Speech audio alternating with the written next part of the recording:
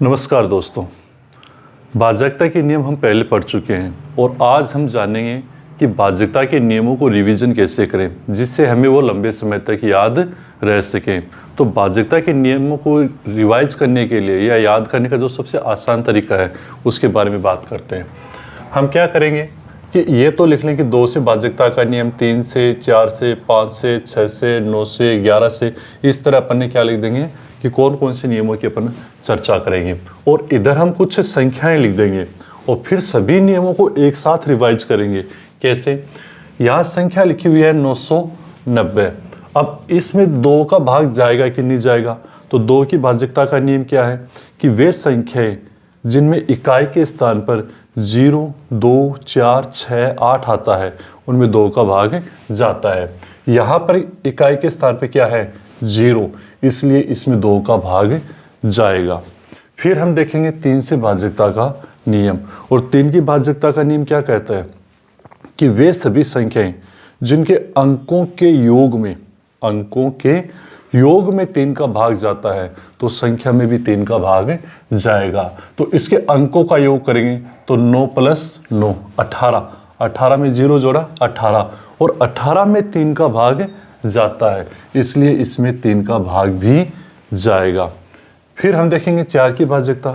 4 की बाध्यता का नियम क्या कहता है कि दहाई व इकाई से बनी संख्या यानी अंतिम 2 अंकों से बनी संख्या या तो 0 0 होनी चाहिए या उसमें 4 का भाग जाना चाहिए, तो संख्या में भी 4 का भाग जाएगा। तो दहाई व इकाई से बनी संख्या कौन सी है? 90 और 90 के अंदर 4 का भाग पूरा नहीं जाता, इसलिए इस संख्या में 4 का भाग नहीं जाएगा। फिर 5 से बाध्यता, तो वे सभी संख्याएं जिनमें इकाई के स्थान पर या तो 0 हो या क्या हो 5, तो इसमें 0 है इसलिए इसमें 5 का भाग जाएगा। फिर आगे देखेंगे 6 से बाध्यता, तो 6 का भाग जाएगा कि नहीं जाएगा? तो नियम क्या कहता है? जिन संख्याओं में 2 का भाग भी जाता है और 3 का भाग भी जाता है तो 6 का भाग भी जाएगा। फिर 9 से बाध्यता को देखेंगे तो 9 की बाध्यता क्या कहती है कि जिन संख्याओं के योग में, संख्या के अंकों के योग में 9 का भाग जाता है तो संख्या में भी 9 का भाग जाएगा। अंकों का योग कितना आया? 18 और 18 में 9 का भाग जाता है तो संख्या में भी 9 का भाग जाएगा। फिर देखेंगे 11 से बाध्यता का नियम और 11 से बाध्यता का नियम क्या कहता है? सम और विषम स्थानों के योग का अंतर। तो पहले तो अपन इन दोनों को जोड़ेंगे तो इनका योग कितना हुआ? 9। फिर ये अकेला रहा, ये 9, अंतर इन दोनों को घटाएंगे तो कितना आ गया? 0। तो योग का अंतर या तो 11 होना चाहिए या फिर कितना होना चाहिए? 0 या 11, 22, 33 यानी 11 की टेबल में होना चाहिए, 11 से विभाज्य होना चाहिए। तो वो 11 से भाज्य होती, नहीं तो नहीं होती। यहाँ पर क्या आ गया? 0 और आना क्या चाहिए? 0 या 11 या 22 या 33, 0 आ गया तो ये 11 से भाज्य होगी। इसी तरह फिर और संख्याएं लिख लो, जैसे हमने यहाँ पर लिखा 1586। अब इसमें 2 से भाज्य है क्या? तो 2 से भाज्य इकाई का अंक देखो 6 भाज्य है। 3 से भाज्य है क्या? अंकों का योग करो, अंकों का योग है 20, 20 में 3 का भाग नहीं जाता, संख्या में 3 का भाग नहीं जाएगा। 4 से भाज्य है क्या? 2 अंकों को देखो 8 और 6, 86। 86 के अंदर हम देखेंगे कि 4 का भाग पूरा जाता है क्या?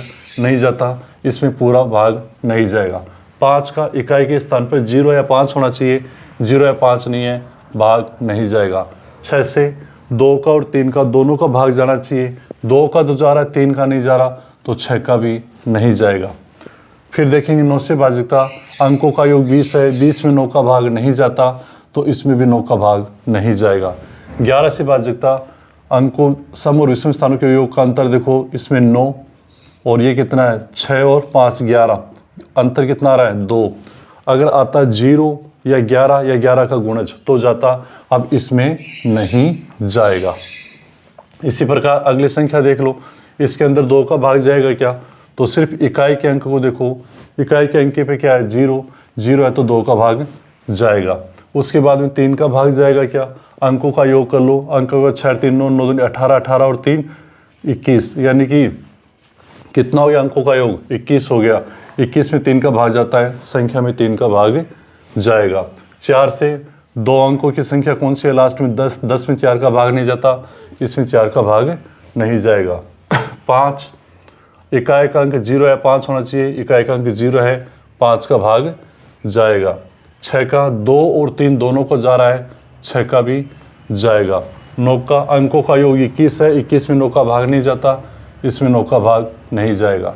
11 का सम और विषम स्थानों के योग का अंतर 9 और 15, 15 और 1 16।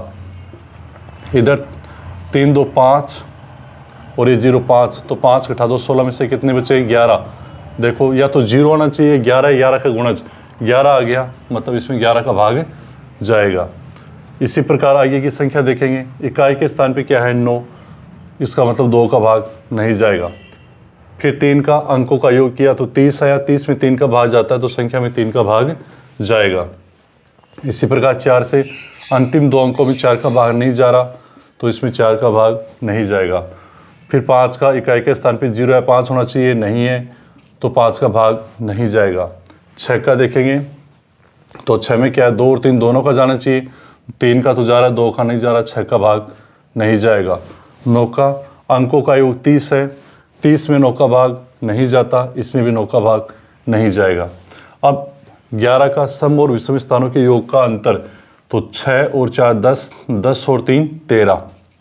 इधर 9 और 8 17, 17 ये घटा दो, 17 में से कितना आ रहा अंतर? 4। या तो 0 आना चाहिए था, या कितना आना चाहिए था? 11 या 11 का गुणज, तो इसमें 11 का भाग भी नहीं जाएगा। एक संख्या और देख लो, इसमें इकाई का अंक क्या है? 0, इसका मतलब 2 का भाग जाएगा। अंकों का योग 9 है, 9 में 3 का भाग जाता है, संख्या में 3 का भाग जाएगा।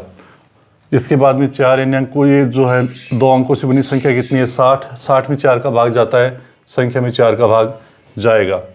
इसके बाद में 5, लास्ट इकाई का अंक 0 है, 5 का भाग जाएगा। 6 2 का भी जा रहा है, 3 का भी जा रहा है, 6 का भी जाएगा। 9 से अंकों का योग 9 है, 9 में 9 का भाग जाता है, 9 का भाग जाएगा।